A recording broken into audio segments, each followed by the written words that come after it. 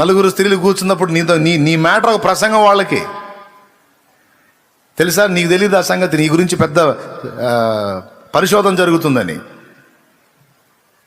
నీ గురించి hot topic వాళ్ళకి.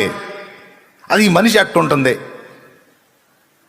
బాధ వస్తే తొణకదో, ముఖంలో కనపడనీదు, ఎప్పుడైతే పాటలు పాడుకుంటా యేసయ్య స్తోత్రం అనుకుంటా తిరుగుతూ ఉంటుంది, ఎంజాయ్గా ఉంటుంది. ఆ ముఖంలో చూద్దామన్నా ఏడుపు కొట్టు మొహం కనపడదు, ఎప్పుడు కళగానే ఉంటుంది. బాధలు, ఇరుగులు, ఇబ్బందులు మనకున్నాయన్నీ ఆ మనిషికి ఉన్నాయి, కానీ ఆ మనిషి మనలాగా లేదు.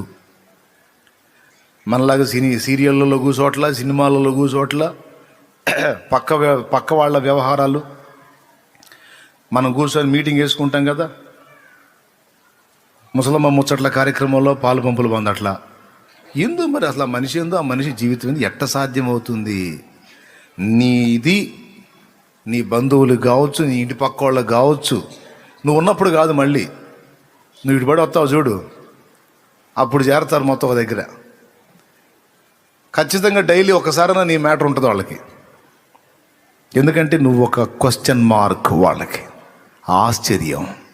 కారణం నీ జీవితం వాళ్ళ ఆలోచనలకు అందని అసాధారణం. దానికి కారణం యేసు నీలో నివసించటం. ఆ నివసించే ప్రక్రియ ఆయన శరీర రక్తాలను స్వీకరించడం ద్వారా జరుగుతుంది. 4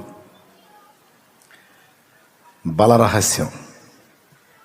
4 5వది చెప్పేదా? క్రీస్తు యేసునందున్న కృపచేత బలం.